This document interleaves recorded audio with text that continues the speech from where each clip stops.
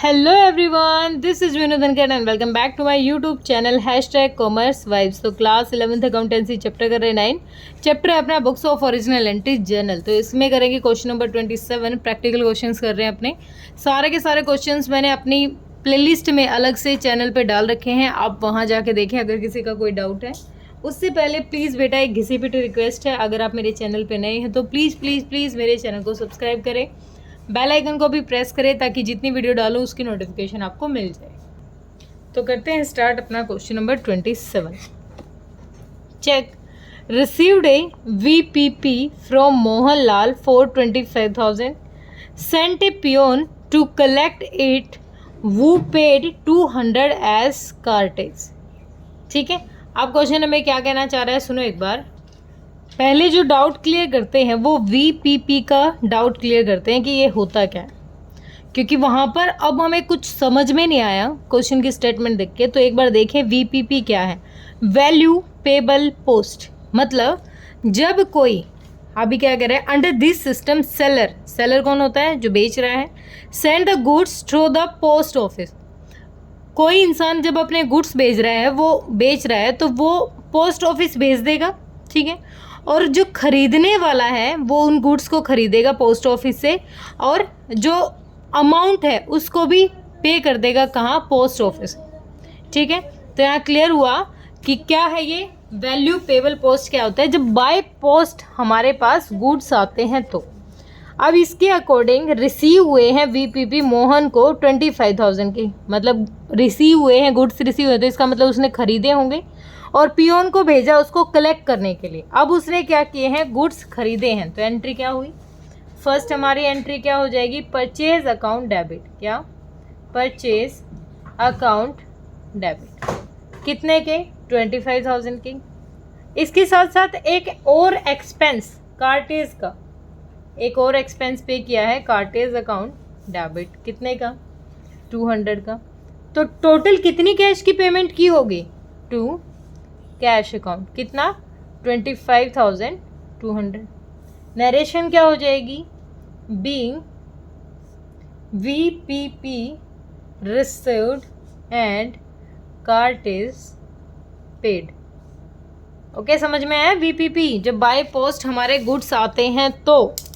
Next देखें, receive 1,000 from sales of old newspaper and 5,000 from sales of old chairs. पुराना सामान बेच दिया, न्यूज़पेपर और चेयर, और उससे हमें कैश मिल गया है। अब कैश आ रहा है तो अच्छी बात है अपने लिए, क्या हो जाएगा, cash account debit, cash account debit. कितना, हमें कितने के, 1,000 के तो हमने सेल किए हैं ओल्ड न्यूज़पेपर, और 5,000 के सेल किए हैं ओल्ड चेयर्स। तो दोनों वैसे तो आप चाहो तो अलग अलग यूज़ कर सकते हो, मैं इकट्ठा करवा देती हूँ। टोटल हो गया 6,000। ठीक है, टोटल कैश कितना रिसीव हुआ, 6,000। पहले तो हमने क्या दिया है, हमारी ओल्ड न्यूज़पेपर दिए हैं। तो ओल्ड न्यूज़पेपर क्या है, हमारी एक इनकम है, कभी कभी होने वाली इनकम। तो इसके लिए एक नाम दे देते हैं, सन्ड्री इनकम अकाउंट। ठीक है, ओल्ड न्यूज़पेपर कितने के बेचे थे, 1,000। 5,000 की चेयर बेची। चेयर क्या था, हमारा ओल्ड फर्नीचर था, तो to furniture account, to furniture account. आप चाहो तो अलग अलग कर सकते हैं, cash to sundry income, cash to furniture. Total 5,000 मैंने इकट्ठा कर दिया। तो बीइंग कैश रिसीव्ड, इतना ही लिख देती हूँ क्योंकि पूरा नहीं लिखूंगी इसको, क्योंकि हमने देख लिया कि इनकम हुई है और एक फर्नीचर हुआ है। ठीक है, नेक्स्ट है goods given away as a charity, goods costing 7,000। 7,000 के जो गुड्स थे वो चैरिटी में दे दिए। तो ऐसा ही थोड़ी देर पहले कह रही हूँ, पिछली वीडियो में ही था, क्या, गुड्स हमने दिए थे चैरिटी में, तो चैरिटी अकाउंट डेबिट। दान कराए कहीं पर हम, किसने, 7,000 के। क्या, गुड्स दे के आए हैं, गुड्स खरीदे थे, बेचे नहीं, और वो खरीदे हुए को दान दे दिया। तो परचेज अकाउंट से ख़त्म करेंगे, टू परचेजिंग, कितना, 7,000। Being goods given away as charity.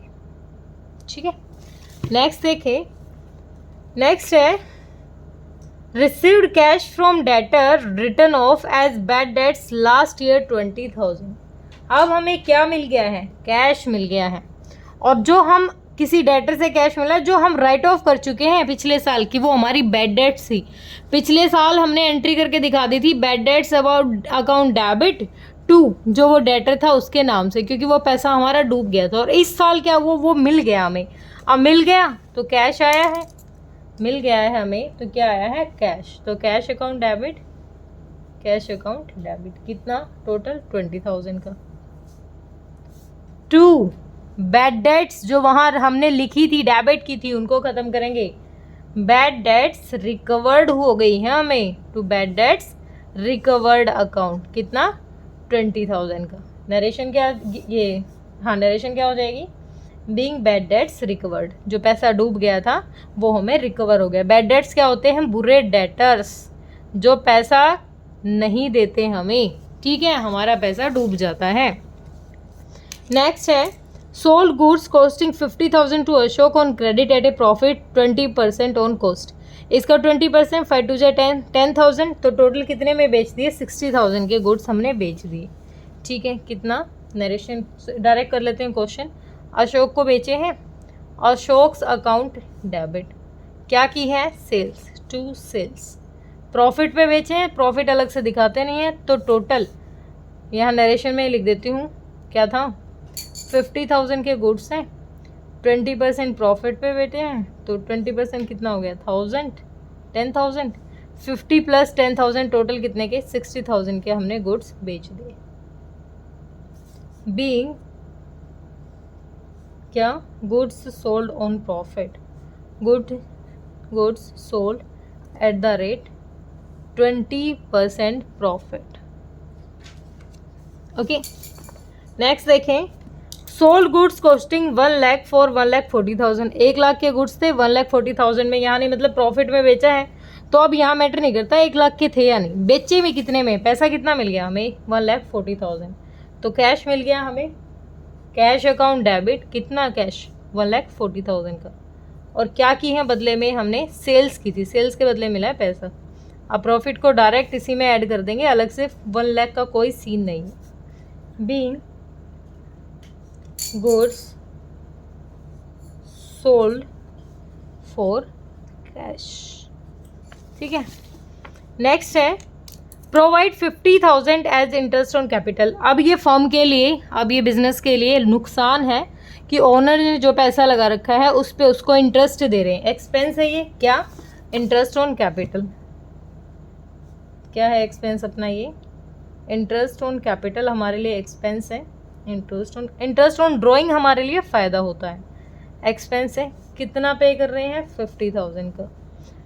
और किस में ट्रांसफ़र करते हैं इसको? कैपिटल अकाउंट में ट्रांसफ़र करते हैं, ओनर के कैपिटल अकाउंट, ठीक है। कितना? 50,000।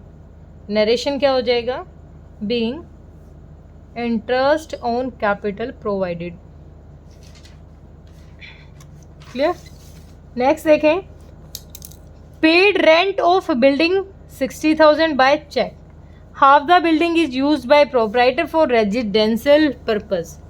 हमने रेंट पे किया 60,000 का, जिसमें से हाफ कौन यूज़ कर रहे हैं? ओनर यूज़ कर रहे हैं। तो मतलब आधा अमाउंट तो हमारा एक्सपेंस है और आधा क्या ओनर यूज़ कर रहा है। तो ओनर के लिए क्या यूज़ करते हैं हम? ड्राइंग्स। क्या वर्ड यूज़ करते हैं? ड्राइंग्स। तो क्या हो जाएगा? जो हमने यूज़ किया, रेंट पे किया, रेंट अपने लिए एक्सपेंस है, तो रेंट अकाउंट डेबिट। आधा कितना हो जाएगा? 30,000। और दूसरी क्या होगी? ड्राइंग्स। ओनर के पर्सनल यूज़ के लिए क्या वर्ड यूज़ करते हैं? Drawings account debit. कितना? आधा अमाउंट वो अपने पर्सनल यूज़ के लिए ले रहा है। 2 बदले में क्या चला गया? बाय चेक पेमेंट की है तो 2 bank account. Total amount 60,000। Narration being rent paid, being rent paid, इतना ही लिख लो, ठीक है। नेक्स्ट देखो, एंट्री नंबर हमारी लास्ट आ गई है। Outstanding salary at the end of the year is 30,000। Last में हमने देखा कि आउटस्टैंडिंग सैलरी बची हुई है। सैलरी, आउटस्टैंडिंग सैलरी क्या होता है? जो हमने पे ना की हो, ऐसी सैलरी जो अब तक पे नहीं की गई हो। तो जब सैलरी पे करते तो क्या होता है? Salary account debit to cash account. अब यहाँ पर क्या एंट्री हो जाएगी? अब हम उसको आउटस्टैंडिंग दिखा रहे हैं, इसका मतलब वो हो सकता है कि हम अगले साल भरते हो। तो क्या हो जाएगा? सैलरी के अगेंस्ट चार्ज किया जाएगा salary account debit to outstanding salary account, salary account कितनी 30,000 की। नरेशन क्या आ जाएगी हमारी, बीइंग आउटस्टैंडिंग सैलरी रिकॉर्डेड। हो बेटा, क्लियर हुआ होगा। किसी बच्चे का कोई भी डाउट आपको लग रहा है तो आप कमेंट सेक्शन में डालिए। Thank you so much.